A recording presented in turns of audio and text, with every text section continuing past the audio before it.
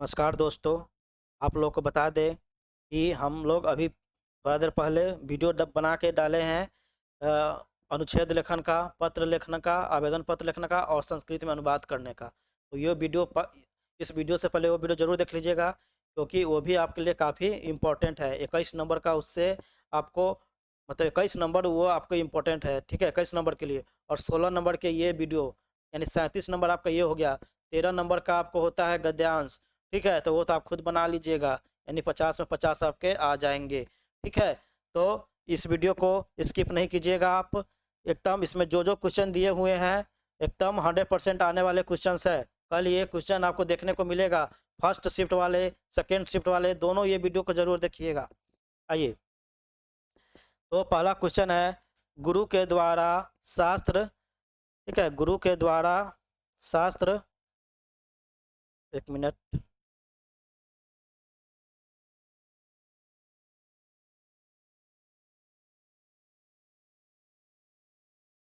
चलिए, गुरु के द्वारा शस्त्र का क्या लक्ष्य बतलाया गया है। तो गुरु के अनुसार शास्त्र का लक्ष्य मनुष्य के कर्तव्य और अकर्तव्य का ज्ञान कराना है। शास्त्र की वह अनुशासन है शास्त्र ही वह अनुशासन है जो अज्ञान को दूर कर सदाचार की शिक्षा देता है और मुक्ति का मार्ग प्रशस्त करता है। देखिए, छोटा छोटा आंसर है, आसानी से आपको याद हो जाएगा, ठीक है। तो इसलिए फटाफट हम क्वेश्चन को पढ़ते जा रहे हैं, आप लोग ध्यान से सुनिएगा सिर्फ। वेदांगों के नाम लिखे, तो वेदांगों की संख्या कितनी है? 6 है। पहला शिक्षा, कल्प, व्याकरण, निरुक्त, छंद और ज्योतिष। इस तरह से आपको याद कर लेना है। यह वेद के अर्थ को समझाते हैं, ठीक है, समझाने में सहायक होते हैं। चलिए, तो तीसरा नंबर क्वेश्चन देखिए, आज कौन कौन से आविष्कार विध्वंसक है। आज के समय में परमाणु बम, मिसाइल और जैविक हथियार जैसे वैज्ञानिक आविष्कार विध्वंसक है। ये मानवता के विनाश का कारण बन सकते हैं और विश्व शांति के लिए बड़ा खतरा है, ठीक है। अब देखिए अगला क्वेश्चन, असहिष्णुता का कारण निवारण बताए। देखिए, हम फटाफट क्वेश्चन का आंसर इसलिए बता रहे हैं कि आपके पास समय नहीं बचा हुआ है, सिर्फ फटाफट देख लीजिए कि हाँ इस टाइप के क्वेश्चन आएंगे तो हमको जवाब क्या देना है। आप स्क्रीन पर भी ध्यान दीजिए और मेरे बातों पर ध्यान दीजिए कि हाँ ये सब आ सकता है। बस आपको रात भर ये वीडियो खोल के रख देना है और आपको सुनते रहना है, ठीक है। पूरा क्वेश्चन आपको हम बता देंगे, पूरा चैप्टर का, मतलब जो संस्कृत का जो पूरा किताब है, पूरा निचोड़ इसमें डाल दिए हुए हैं, तो इसलिए ध्यान से देखिए उसको। असहिष्णुता का कारण निवारण बताए। असहिष्णुता का मुख्य कारण द्वेष और स्वार्थ है। जब कोई दूसरे की उन्नति नहीं देख पाता है तब असहिष्णुता जन्म लेती है। मतलब हम किसी को उन्नति होते हुए नहीं देख पाते हैं तब मेरे अंदर क्या लेता है, असहिष्णुता जन्म ले लेता है, ठीक है। और इसका मुख्य कारण क्या है? द्वेष और स्वार्थ है। हम लोग सिर्फ अपने बारे में सोचते हैं, किसी दूसरे से हम लोग क्या करते हैं, भेदभाव करते हैं। इसका निवारण परोपकार है, सहनशीलता है और वसुधैव कुटुंबकम है, ठीक है, की भावना से ही संभव है, याद रखिएगा। इस कारण से मंदाकिनी को जल कुल कुल कलुषित हो गया है, ठीक है। तो इसका आंसर यहाँ से दिया हुआ, ठीक है, यहाँ से इसका आंसर है मंदाकिनी वर्णनम पाठ के अनुसार हिरणों की झुंड द्वारा जल पीने और वहाँ स्नान करने के कारण मंदाकिनी नदी का जल मैला या कलुषित यानी गंदा हो गया है। समझे? किस कारण से मंदाकिनी का देखने को मिलेगा कल, ये क्वेश्चन आप लोगों को ध्यान से देख लीजिए। मध्यकाल में भारतीय समाज क्यों दूषित हो गया था? इसका आंसर यहाँ से है आपका, मध्यकाल के में अनेक कुरीतियों जैसे छुआछूत, जातिवाद, अशिक्षा और विधवाओं की दयनीय स्थिति के कारण भारतीय समाज दूषित हो गया था। पाखंडी लोग धर्म के नाम पर समाज को भ्रमित कर रहे थे, ठीक है ना। 2 मार्क्स का क्वेश्चन रहते हैं, ज़्यादा लिखने की जरूरत नहीं है, सिर्फ इतना ही पढ़ लीजिए, अच्छे से पढ़ लीजिए, याद हो जाएगा आप लोगों को। अब आइए, राम प्रवेश की प्रतिष्ठा कहाँ कहाँ देखी जा रही है। तो राम प्रवेश, राम की प्रतिष्ठा अपने प्रांत यानी बिहार और केंद्र प्रशासन देश की राजधानी में देखी जा रही है। अपनी कठिन मेहनत और प्रतिभा से उन्होंने प्रशासनिक सेवा में उच्च स्थान प्राप्त किया है। नरक के 3 द्वार कौन कौन से हैं? तो नीति श्लोक पाठ के अनुसार नरक के 3 द्वार है काम, क्रोध और लोभ, ठीक है। ये तीनों आत्मा का नाश करने वाले हैं। इसलिए इनका त्याग कर देना चाहिए। कुल की रक्षा कैसे होती है? तो कुल की रक्षा ब्रीत से होती है, मतलब सदाचार और अच्छे आचरण से होती है। यदि व्यक्ति का चरित्र उत्तम है तो उसके कुल की मर्यादा और सम्मान सुरक्षित रहता है। पंडित किसे कहा जाता है? तो जिस व्यक्ति को कार्य को सर्दी, गर्मी, भय, अनुराग, संपत्ति या दरिद्रता प्रभावित नहीं करती है और जो सभी जीवों के तत्वों को जानने वाला है, उसे ही पंडित कहा जाता है। सर्दी हो, गर्मी हो, कुछ भी हो, फिर भी उसको क्या है, असर नहीं करता है उस जिस व्यक्ति को, वही पंडित कहलाता है। आइए ध्यान से देखिए, सभी जनों को देशभक्ति कैसी होनी चाहिए? तो सभी मनुष्यों को देशभक्ति आकर्षक, अनुकरणीय और निस्वार्थ होनी चाहिए। ठीक है, 16 क्वेश्चन आते हैं, 8 क्वेश्चन का जवाब देना होता है। ध्यान से देखिए, हमें सदैव अपने राष्ट्र के गौरव की रक्षा के लिए तत्पर रहना चाहिए क्योंकि राष्ट्र सर्वोपरि है। हमारी माँ भारत भूमि कैसी है? तो हमारी भारत भूमि अत्यंत विशाल, निर्मल, सुंदर और वत्सला ममतामयी है। यह देवताओं द्वारा पूजित है और यहाँ प्राकृतिक छटा सागरों, पर्वतों और झरनों से सुशोभित है। इस तरह से याद करते चलिए।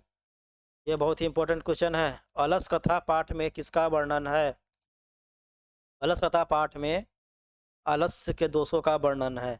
इसमें बताया गया है कि आलसी व्यक्ति अपनी रक्षा स्वयं नहीं कर सकता और वह केवल दयावानों के सहारे ही जीवित रह पाता है।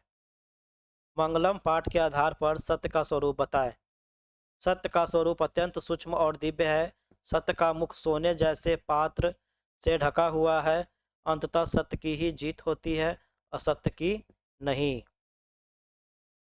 चंद्रगुप्त मौर्य के काल में पाटलिपुत्र की रक्षा व्यवस्था कैसी थी? तो चंद्रगुप्त मौर्य के शासन काल में पाटलिपुत्र की रक्षा व्यवस्था और शोभा अत्यंत उत्कृष्ट थी। यूनानी राजदूत मेगास्थनीज ने भी अपने संस्मरणों में भी इसकी प्रशंसा की है। चलिए फटाफट हम लोग देख रहे हैं। नंबरिंग पे ध्यान नहीं दीजिए कि क्या नंबरिंग है, सीधा क्वेश्चन ध्यान दीजिए। महान लोग संसार रूपी सागर को कैसे पार करते हैं? तो मंगलम पाठ के अनुसार महान लोग अज्ञान को अंधकार और अपने आप को प्रकाश स्वरूप मानकर परमात्मा का साक्षात्कार करते हैं। वे जानते हैं कि ईश्वर को जानकर ही मृत्यु को पार किया जा सकता है। यानी अगर हम लोग ईश्वर को जान लिए, संसार रूपी सागर को जान लिए, तो ही मेरा क्या होगा, मृत्यु को पार कर सकते हैं। पाटलिपुत्रम वैभवम पाठ के आधार पर यहाँ स्थित दर्शनीय स्थलों को प्रकाश डाले। तो पटना में यानी पाटलिपुत्र में अनेक प्राचीन और सुंदर दर्शनीय स्थल है। इनमें संग्रहालय हो गया, उच्च न्यायालय हो गया, सचिवालय हो गया, गोलघर हो गया, तारामंडल हो गया, जैविक उद्यान हो गया, मतलब संजय गांधी जैविक उद्यान, चिड़ियाघर, मौर्यकालीन अवशेष और प्रसिद्ध गुरुद्वारा तख्त श्री हरमंदिर जी प्रमुख है।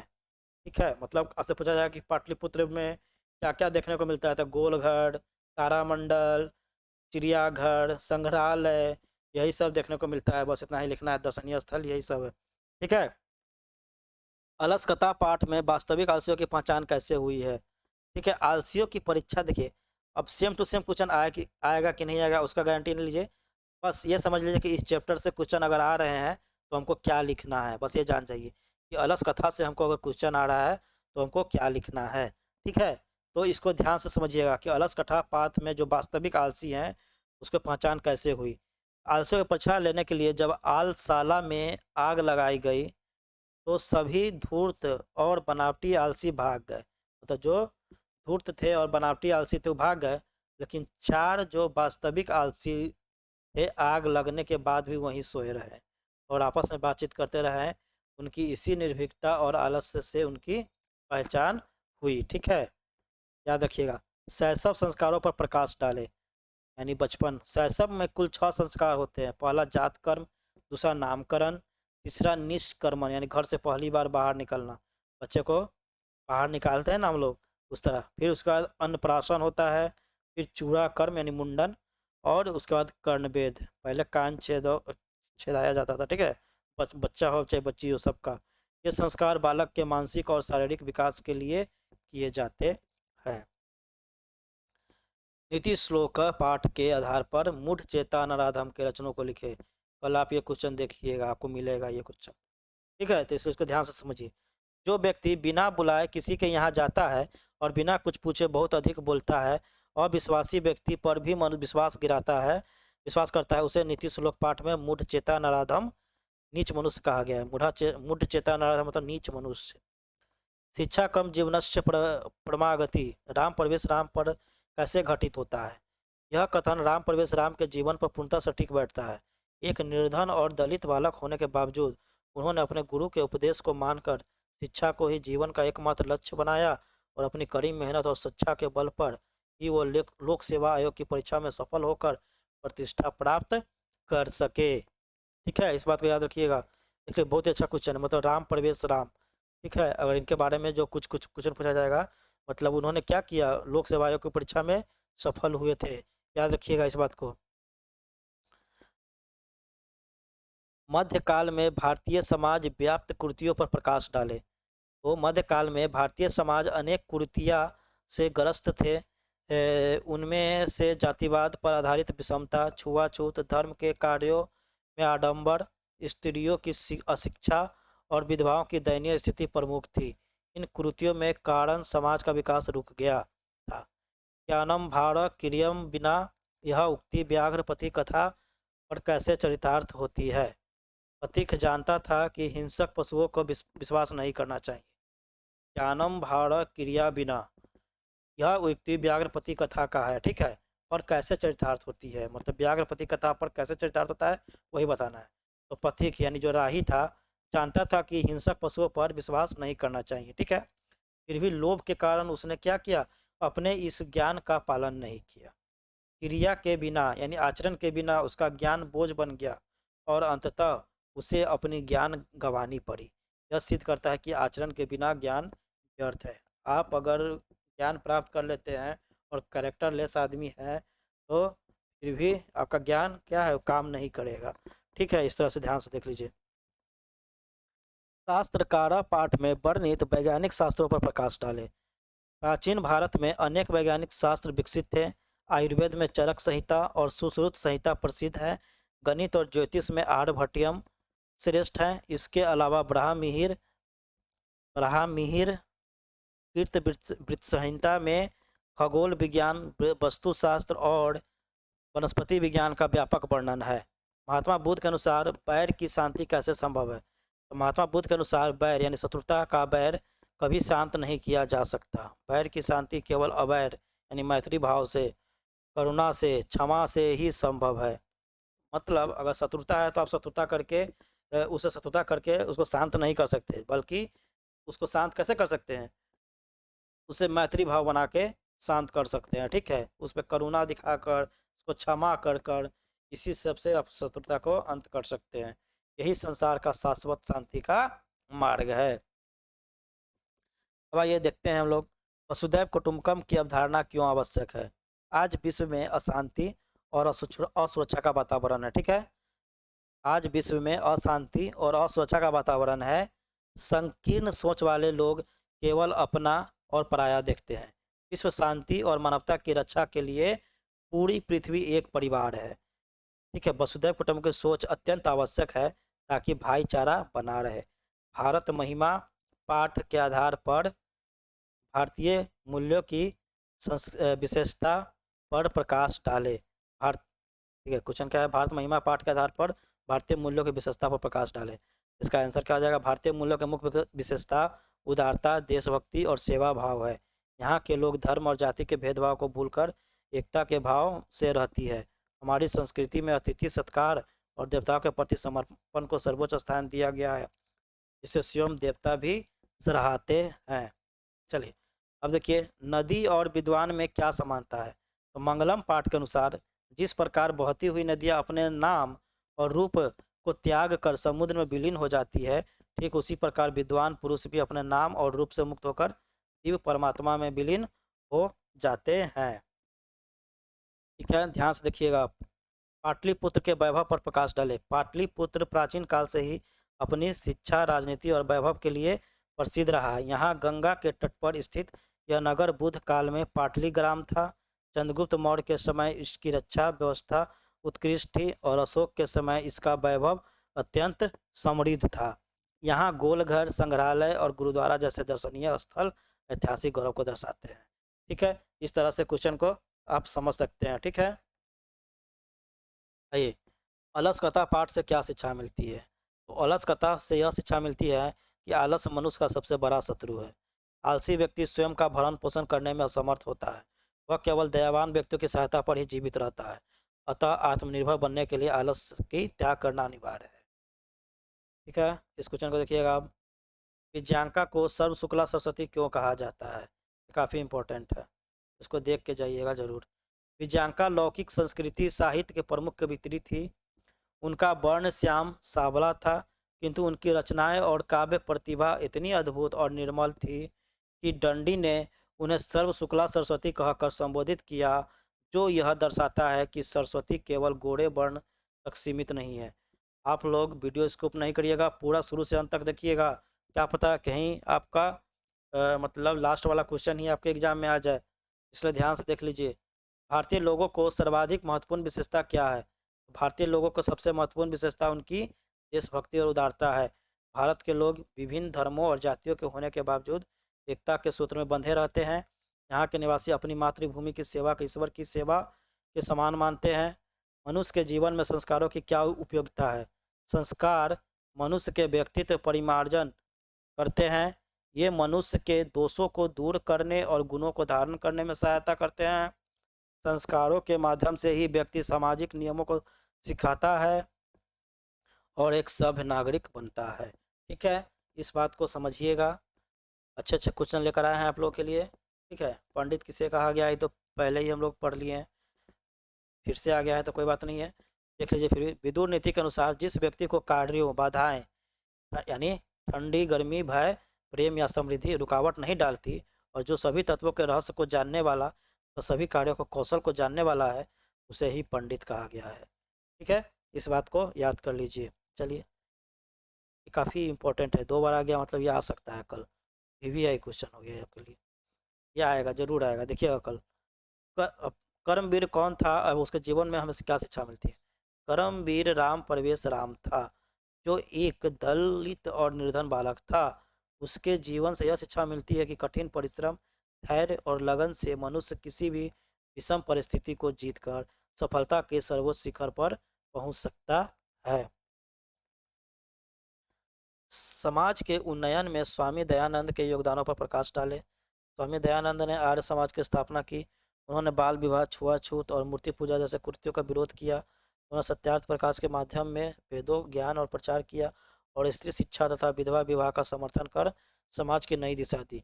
श्री राम प्रकृति सौंदर्य बोध पर अपने विचार लिखे। क्वेश्चन क्या है? श्री राम के प्रकृति सौंदर्य बोध पर अपने विचार लिखे। तो मंदाकिनी वर्णनम पाठ में श्री राम मंदाकिनी नदी की सुंदरता का वर्णन सीता जी से करते हैं। देख लीजिए, क्वेश्चन को घुमा कर भी पूछा जा सकता है। आपसे पूछा जाए मंदाकिनी वर्णनम में श्री राम मंदाकिनी नदी की सुंदरता को कैसे वर्णन करते हैं, इस तरह से भी क्वेश्चन पूछा जा सकता है। ठीक है, यानी जो आंसर है वो क्वेश्चन के रूप में भी आपको पूछा जा सकता है, इसलिए ध्यान से देख लीजिए। वे प्रकृति के प्रति अत्यंत संवेदनशील है। वे नदी के फूलों, पक्षियों और पर्वतों की सुंदरता देखकर मुग्ध होते हैं, जो उनके उच्च कोटि के सौंदर्य बोध और प्रकृति प्रेम को दर्शाता है। ये भी काफ़ी VVI क्वेश्चन है, इसको ध्यान से देख लीजिएगा। चलिए अब आगे देखते हैं हम लोग। धन और दवा किसे देना उचित है? तो व्याघ्रपति कथा से के आधार पर धन दरिद्र को देना उचित है, क्योंकि धनवान को धन देने से कोई लाभ नहीं। इसी प्रकार दवा केवल रोगी के लिए उपयोगी होता है, स्वस्थ व्यक्ति के लिए नहीं। ये बहुत अच्छा क्वेश्चन है, ये बहुत बार पूछा गया हुआ है। दानवीर कर्ण के चरित्र पर प्रकाश डाले। कर्ण संसार के सबसे बड़ा दानवीर था। वह जानता था कि उसके कवच और कुंडल ही उसके प्राणों की रक्षा कर सकते हैं। फिर भी जब इंद्र ने याचक बनकर उनसे ये मांगे, तो उसने अपनी मृत्यु को परवाह किए बिना प्रसन्नतापूर्वक उन्हें दान कर दिया। राष्ट्रसंघ की स्थापना का उद्देश्य स्पष्ट करें। राष्ट्रसंघ की स्थापना का मुख्य उद्देश्य विश्व में शांति बनाए रखना, अंतर्राष्ट्रीय विवादों समाधान, युद्ध में बजाय बातचीत से करना, और तीसरे विश्व युद्ध की संभावना को रोकना है। विश्व शांति का सूर्योदय कब होता है? ये बहुत ही VVI क्वेश्चन है। ठीक है, जब मनुष्य हृदय में परोपकार की भावना जागृत होती है तब विश्व शांति का सूर्योदय होता है। जब हम दूसरों का दुख को अपना दुख समझने लगते हैं और स्वार्थ को त्याग कर वसुधैव कुटुंबकम को अपनाते हैं तभी वास्तविक शांति आती है। ये क्वेश्चन देख लीजिए, बहुत बहुत ही अच्छा क्वेश्चन है। भारतीय दर्शन शास्त्र एवं उनके प्रवर्तकों की चर्चा करें। प्रवर्तकों की चर्चा करें। भारतीय दर्शन के प्रमुख प्रवर्तक और उनके शास्त्र निम्नलिखित है। पहला सांख्य दर्शन महर्षि कपिल, योग दर्शन महर्षि पतंजलि, न्याय दर्शन महर्षि गौतम, वैशेषिक दर्शन महर्षि कणाद, मीमांसा दर्शन महर्षि जैमिनी और वेदांत दर्शन महर्षि बादरायण। ये VVI क्वेश्चन है, इसको देख लीजिएगा एकदम बढ़िया से। चलिए अब देखिए क्वेश्चन है कि आयुर्वेद के प्रमुख ग्रंथ कौन कौन है। आयुर्वेद के दो प्रमुख और प्राचीनतम ग्रंथ है चरक संहिता और सुश्रुत संहिता। चरक संहिता में क्या है, महर्षि चरक द्वारा रचित है और सुश्रुत संहिता संहिता महर्षि सुश्रुत द्वारा रचित है। इनमें रोगों के निदान और चिकित्सा के विस्तृत चर्चा की गई है। विश्व शांति के सूर्योदय का पता कैसे चलता है, ये पीछे हम लोग देख लिए हैं। जब मनुष्य के भीतर परोपकार की भावना जागृत हो जाती है और संकट के समय एक देश दूसरे देश की सहायता करने के लिए आगे आता है तब विश्व शांति का सूर्योदय का आभास होता है। स्वार्थ का त्याग ही शांति का आधार है। हर परिस्थिति में धर्म की ही रक्षा क्यों करनी चाहिए। नीति श्लोक के पाठ के अनुसार भौतिक सुख संपत्ति और यहाँ तक कि शरीर भी अनित्य लेकिन धर्म शाश्वत है। संकट के समय धर्म का त्याग नहीं करना चाहिए क्योंकि धर्म की रक्षा करने पर ही धर्म हमारी रक्षा करता है। बाघ ने स्वयं को अहिंसक सिद्ध करने के लिए क्या तर्क दिया। बाघ ने कहा कि युवावस्था में वह अत्यंत दुराचारी था और उसने अनेक गायों और मनुष्यों का वध किया था जिसके कारण वह वंशहीन हो गया। अब वह किसी धार्मिक व्यक्ति का उपदेश से धर्मनिष्ठ और दानी बन गया है, इसलिए वह अहिंसक नहीं है। ठीक है, चलिए। पर्वत नाचता हुआ क्यों प्रतीत हो रहा था। मंदाकिनी वर्णम पाठ के अनुसार पर्वत के शिखर पर स्थित वृक्ष हवा और झोंकों से हिलते हैं और उन पर खिले हुए फूल नीचे गिरते हैं। ऐसा प्रतीत होता है कि मानो संपूर्ण पर्वत ही नृत्य कर रहा हो। आइए नेक्स्ट क्वेश्चन है, मूल शंकर में वैराग्य भाव कब उत्पन्न हुआ। मूल शंकर मतलब स्वामी दयानंद जी का नाम है मूल शंकर। ठीक है, याद रखिए स्वामी दयानंद जी का नाम क्या था, मूल शंकर। तो आपको ऐसे भी क्वेश्चन पूछा था स्वामी दयानंद में वैराग्य भाव की कब उत्पन्न हुए। ठीक है, तो इसलिए नाम याद रखिएगा कि जीवन में वैराग्य भाव तब उत्पन्न हुआ जब उनकी प्रिय बहन की मृत्यु हो गई। इससे कुछ समय बाद उनके पिता की मृत्यु ने उन्हें संसार की अनित्यता पर सोचने को मजबूर कर दिया और वे घर त्याग कर निकल पड़े। याद रखिएगा, ऐसे क्वेश्चन आते रहते हैं और आपको परेशान करेंगे, लेकिन फिर भी आप उसको लिख के आइएगा। ठीक है, ये राम प्रवेश राम वाला क्वेश्चन आएगा, आपको ध्यान रख लीजिए। राम प्रवेश राम किससे प्रभावित होकर अध्ययन में निरत हो गए। राम प्रवेश राम अपने गांव में प्राथमिक विद्यालय में आए नूतन दृष्टि संपन्न शिक्षक के शिक्षण शैली से अत्यंत प्रभावित हुआ। शिक्षक के स्नेह और प्रोत्साहन के कारण उसने शिक्षा को ही जीवन का परम लक्ष्य मान लिया। इस संसार में कैसे लोग सुलभ और कैसे लोग दुर्लभ है। ये क्वेश्चन देख लीजिए, इस संसार में कैसे लोग सुलभ और कैसे लोग दुर्लभ है। संसार में प्रिय बोलने वाले चाहे वह झूठ ही क्यों ना हो लोग आसानी से मिल जाते हैं, यानी सुलभ है। लेकिन हितकारी और कड़वा सच बोलने वाले तथा उससे सुनने वाले लोग अत्यंत कठिनता से ही मिलते हैं, ये दुर्लभ लोग हैं। ठीक है, सब लोग तो आपको मीठा मीठा बात ही बोलता है, समझ रहे बात को। चलिए आइए अब देखिए, ये बहुत ही अच्छा क्वेश्चन है। नरक के द्वार कौन कौन है। विदुर नीति के अनुसार नरक के 3 द्वार है, काम, क्रोध और लोभ। ये तीनों मनुष्य की आत्मा को नाश करने वाले हैं, इसलिए सुख चाहने वाले इनका त्याग कर देना चाहिए। बात है शैशव संस्कारों का उल्लेख करें। क्वेश्चन आपका हो चुका था, मतलब पीछे हो गया है। कुल 6 संस्कार होते हैं, जात कर्म, नामकरण, निष्क्रमण, अन्नप्राशन, चूड़ा कर्म निमुंडन और कर्णवेद। ये संस्कार बालक के शारीरिक और मानसिक शुद्धिकरण के लिए होता है, याद रखिएगा। भारत भूमि कैसी है और यहाँ कौन लोग रहते हैं। तो भारत भूमि अत्यंत विशाल, सुंदर, निर्मल और वत्सला है। यहाँ विभिन्न धर्मों और जातियों के लोग एकता और गौरव को भाव से मिलजुल कर रहते हैं।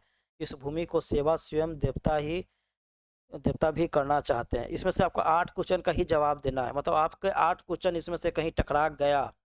इतने क्वेश्चन हम दे रहे हैं आपको, लेकिन कहीं 8 क्वेश्चन आपको टकरा गया, तो इसीलिए आप इस वीडियो को स्किप नहीं करिएगा। इसको देखना है तो देखना है, ठीक है, 100% देख के जाइएगा। क्या पता कि जितने क्वेश्चन अभी हम बोल दिए आपको, जितने सुन लिए आप, उसी में से 8 क्वेश्चन आपको आ गए, उसमें तो 8 ही क्वेश्चन का जवाब देना है ना। कम से कम कुछ क्वेश्चन तो टकराएगा ना। और 8 तो पहले से आप पढ़े हुए हैं, नहीं पढ़े हुए हैं तो वो पूरा विश्वास है कि 8 क्वेश्चन कहीं टकरा जाए। 5-6 क्वेश्चन भी टकरा सकता है, 8 क्वेश्चन भी टकरा सकता है, इसलिए ध्यान से देखिए। संस्कृत साहित्य के संवर्धन पंडिता क्षमा राव के योगदान का उल्लेख करें। पंडिता क्षमा राव आधुनिक काल का प्रसिद्ध संस्कृत लेखिका थी। उन्होंने अपना पिता शंकर पांडुरंग की विद्वता शंकर चरितम की रचना की। साथ ही उन्होंने गांधी जी के दर्शन से प्रभावित होकर सत्याग्रहिता, मीरा लहरी और ग्राम ज्योति जैसे ग्रंथों की रचना की। इस बात को याद रखिएगा। ये अब देखिए क्वेश्चन को, 4 आलसियों के संवाद अपने शब्दों में लिखे। देखिए बोरिंग महसूस नहीं कीजिए आप लोग सिर्फ इतना समझिए कि हाँ यही क्वेश्चन सब आपके एग्जाम में आ सकते हैं, तो इसलिए इन क्वेश्चन को स्किप नहीं कीजिएगा। आपको मेरी आवाज़ अच्छा नहीं लग रही होगी तो आप क्या कीजिएगा, वीडियो पॉज कर दीजिएगा और चुपचाप आप पढ़ लीजिएगा, ठीक है। अगर मेरे आवाज़ को नहीं सुनना चाहते हैं आप लोग, तो क्या कीजिएगा, वीडियो पॉज करके क्वेश्चन को जरूर पढ़ के जाइएगा, क्योंकि हम चाहते हैं कि आप लोग क्वेश्चन बना के आए, छोड़ के नहीं आए। जो 16 क्वेश्चन देते हैं और 8 क्वेश्चन बनाना होता है, उसमें से बहुत बच्चे छोड़ देते हैं उसको, अधिकतर क्वेश्चन छोड़ देते हैं। इसलिए आप ध्यान से रखना है। अगर कम से कम इसमें से 5-6 क्वेश्चन भी अगर आपको टकरा गए, तो 2 क्वेश्चन तो आप आसानी से बना लीजिएगा थोड़ा बहुत करके। लेकिन हमको पूरा विश्वास है कि इसी में से 8 क्वेश्चन आपको जरूर टकरा जाएंगे उसमें, ठीक है, वहाँ पे। इसलिए याद रखिए। जब आग लगी तो पहले पहले ने कहा, अरे यह कैसा कोलाहल है। दूसरे ने कहा, लगता है इस घर में आग लग गई है। तीसरे ने कहा, कोई धार्मिक व्यक्ति नहीं है जो हम पर जल से भीगा कपड़ा डाल दे। चौथे ने झल्ला कर कहा, अरे बरबोलो, कितने बात करते हो, चुपचाप सो क्यों नहीं जाते। ठीक है। राजशेखर ने पटना का उल्लेख किस रूप में किया है? तो राजशेखर ने अपने ग्रंथ काव्य मीमांसा में पटना का उल्लेख प्राचीन विद्या केंद्र के रूप में किया है। उन्होंने बताया है कि यहाँ उपवर्ष वर्ष पाणिनि और पिंगल जैसे महान विद्वानों की परीक्षा ली गई थी और उन्हें ख्याति प्राप्त हुई थी। ठीक है, आप लोग को वीडियो चालू करके रख देना है, बस देख लेना है और जाके एग्जाम में लिख के आना है। क्या पता आप देख ही के ही याद हो जाए, आपको देख कर ही याद हो जाए, सुनकर ही याद हो जाए, इसलिए इसको स्किप नहीं करिएगा, ठीक है। अब आगे चलते हम लोग, ठीक है, ध्यान से देखिएगा। चलिए, आत्मा का स्वरूप का वर्णन करें। मंगलम पाठ के अनुसार आत्मा मनुष्य के हृदय रूपी गुफा में स्थित है। यह अणु से भी छोटी और महान से भी महान, इस शोक रहित होकर केवल परमात्मा की कृपा से ही देखा जा सकता है। ये शांत संस्कार का वर्णन करें। बहुत ही वीवीआई है। ये शांत संस्कार गुरु के आश्रम में ही होता था। इसमें शिष्य के सिर के बालों के प्रथम बार क्षौर कर्म यानी मुंडन किया जाता था, और इसे गोदान संस्कार भी कहा जाता था, क्योंकि इसमें मुख्य रूप से गौ का दान दिया जाता था। अगर आपसे पूछा जाए कि मंगलम पाठ का 5 वाक्य में वर्णन करें, तो इस पाठ में उपनिषदों के 5 मंत्र संकलित है। यह पाठ सत्य की महिमा और परमात्मा के स्वरूप में प्रकाश डालता है। इसमें बताया गया है कि सत्य का मुख सोने जैसे पात्र से ढका है। आत्मा को सूक्ष्म से सूक्ष्म और महान से महान बताया गया है। पाठ का मुख्य उद्देश्य मनुष्य और आध्यात्मिक शांति और ईश्वर की ओर ले जाना है। ठीक है। अब नेक्स्ट क्वेश्चन है कि नदियाँ समुद्र में कैसे मिलती है? जिस प्रकार बहती हुई नदियाँ अपने नाम और रूप को त्याग कर समुद्र में विलीन हो जाती है, ठीक उसी प्रकार विद्वान पुरुष भी अपने नाम और रूप के मोह से मुक्त होकर दिव्य परमात्मा में मिल जाते हैं। चलिए, अब देखिए, अथर्ववेद में किन 5 मंत्र दर्शनवती ऋषियों का उल्लेख है? अथर्ववेद में 5 प्रमुख ऋषिकाओं का उल्लेख है। यमी, अपाला, उर्वशी, इंद्राणी और बागाम्भरिणी। ये सभी मंत्रों की दर्शन करने वाली मानी गई है। पंडिता क्षमा राव प्रमुख कृतियों के नाम लिखे। पंडिता क्षमा राव की प्रमुख कृतियाँ हैं शंकर चरितम, सत्याग्रहिता, मीरा लहरी, मुक्तावली, विचित्र परिषद्यात्रा और ग्राम ज्योति। ठीक है, इस तरह से याद रखिएगा। पठित पाठ के आधार पर भारतवर्ष के प्रमुख विशेषताओं का वर्णन करें। काफ़ी अच्छा क्वेश्चन है, ये आ सकता है, ये VVI क्वेश्चन है आपके लिए। भारतवर्ष देवताओं द्वारा पूजित भूमि है। यहाँ के लोग विभिन्न धर्मों और जातियों के होते हुए भी एकता के सूत्र में बंधे हैं। यह भूमि पवित्र, विशाल और ममतामयी है। यहाँ के देशभक्ति आदर्श मानी जाती है और स्वयं देवता भी यहाँ जन्म लेने के लिए ललायित रहते हैं। उपनयन संस्कार का वर्णन करें। उपनयन संस्कार का अर्थ है शिष्य के गुरु के पास ले जाना। इस संस्कार में गुरु शिष्य को अपने ही घर ले जाते थे, जहाँ उसे ब्रह्मचर्य व्रत का पालन करने के लिए शिक्षा ग्रहण करनी होती थी। यहीं से छात्र का छात्र जीवन आरंभ होता था। इस बात को याद रख लीजिए, आपके एग्जाम में आने के पूरे चांसेज है। ठीक है, चलिए तो देखिए, आप लोग इतने क्वेश्चंस को ज़रूर करके जाइएगा। ठीक है, इतने क्वेश्चंस को आपको करके जाना है बिल्कुल। और देखिए, शुरू से अंत तक वीडियो को देखिएगा। हो सकता है कि बीच वाला क्वेश्चन आपके टकरा जाए, या अंत वाले क्वेश्चन आपको टकरा जाए, या शुरू वाले क्वेश्चन टकरा जाए। बहुत बच्चे क्या ऐसे वीडियो खोलते हैं और बंद कर देते हैं, वैसे नहीं कीजिए। कल के एग्ज़ाम के लिए काफ़ी इंपॉर्टेंट है, आप लोग ज़रूर देखिएगा। 100% ऐसे ही क्वेश्चंस आएंगे, इसी आधार पे क्वेश्चन रहेंगे। तो थोड़ा बहुत भी कुछ याद रहेगा तो आप लोग अपने से बनाकर लिख भी सकते हैं। ठीक है, 2 मार्क्स का क्वेश्चन है, ज़्यादा बड़े जवाब देने नहीं होते हैं, छोटा जवाब देना रहता है, इसलिए आपको याद भी हो जाएगा जल्दी से। ठीक है, तो कल के लिए आप लोग के लिए बेस्ट ऑफ लक। 100% आप लोग अच्छे मार्क्स लेके आइएगा। ठीक है, आप लोग के लिए 37 नंबर का हम यहाँ पे वीडियो बना कर डाल दिए हैं। 13 मार्क्स का आपका क्या होता है, मतलब वो गद्यांश जो होता है 13 मार्क्स का, वो तो आप लोग खुद बना लीजिएगा। और 37 मार्क्स का यहाँ पे वीडियो डाल दिया गया है। 21 मार्क्स का पहले वीडियो डाल दिए थे, और ये 16 मार्क्स का अब डाले हैं। ठीक है, तो एक भी वीडियो को मिस्टेक से भी मिस नहीं करिएगा, और 100% देख कर आइएगा। ठीक है, देख के जाइएगा, और वहाँ पे आपको 100% टकरा जाएगा एग्ज़ाम में, देख लीजिएगा। ठीक है, धन्यवाद। तो कल अच्छे से आप लोग एग्ज़ाम दे के आइए, टेंशन फ्री होके जाइए। बस रात भर ये वीडियो चालू कर दीजिए, आपका एग्ज़ाम निकल जाएगा।